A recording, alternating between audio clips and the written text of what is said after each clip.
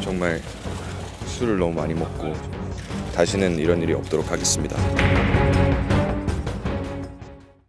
네, 한화그룹 3남 김동선 씨 올해 초 특수폭행을 저질렀지만 집행유예를 받았습니다. 실형을 면한 거죠.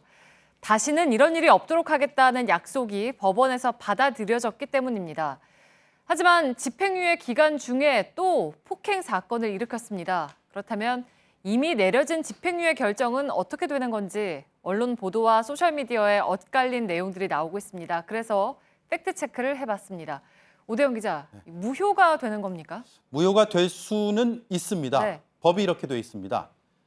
유예 기간 중에 금고 이상의 실형이 선고되면 효력을 잃는다라고요. 동종 범죄든 아니든 금고 이상의 실형이 나오면 무효가 됩니다. 다만 조건이 하나 있습니다. 판결이 확정된 때라는 겁니다. 네, 그러니까 수사가 시작되거나 기소되거나 하는 단계에서는 안 되고 길게는 이제 3심까지 가봐야 한다는 거다, 뭐 이런 얘기인 거죠? 그렇습니다. 김 씨가 집행유예를 받은 건 3월입니다. 네. 그리고 2년이잖아요. 집행유예 종료가 2019년 3월입니다. 일단 이 사이에 이번 사건이 일어났습니다. 수사가 시작됐습니다.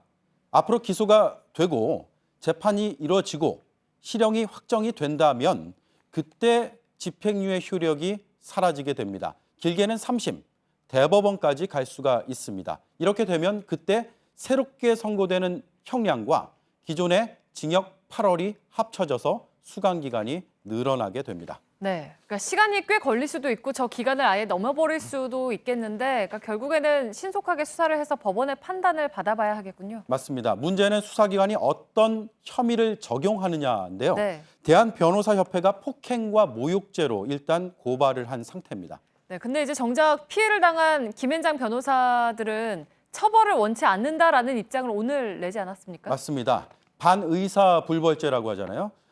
피해 당사자가 원하지 않으면 단순 폭행은 처벌할 수 없고 수사도 할 수가 없습니다. 네. 하지만 폭행 중에서도 상습 폭행과 특수 폭행은 피해자의 뜻과 무관합니다. 수사할 수 있습니다.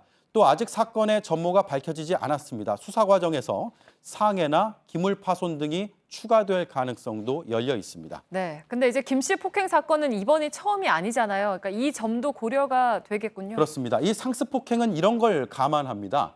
동종 전과가 있는지, 같은 죄질인지, 횟수가 얼마인지, 간격은 어떤지가 중요합니다. 네. 특수 폭행은 흉기 같은 위험한 물건을 사용했거나 여러 명이 폭행에 가담했을 때 성립이 됩니다. 그래서 증언과 증거가 결정적입니다. 하지만 CCTV가 지워져 있습니다. 경찰이 복구에 주력하고 있습니다. 네, 그러면 유력한 증언이나 증거가 나오냐 이게 이제 관건이 되겠네요. 그렇습니다. 김 씨의 2010년의 사건을 한번 되돌아보겠습니다.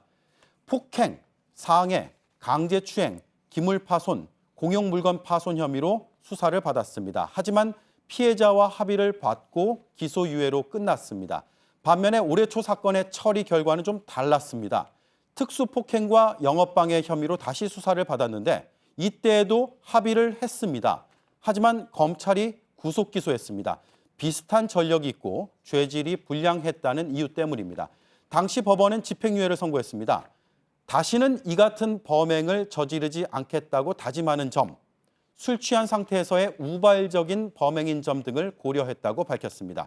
그런데 이번에 비슷한 일이 또 일어났습니다. 네. 경찰과 검찰은 수사 의지를 강하게 밝힌 상태입니다. 그럼에도 추후에 법원이 신속한 판단을 내릴지 또 그 결과가 어떨지는 예단하기 쉽지 않습니다. 네, 팩트체크 오대영 기자였습니다.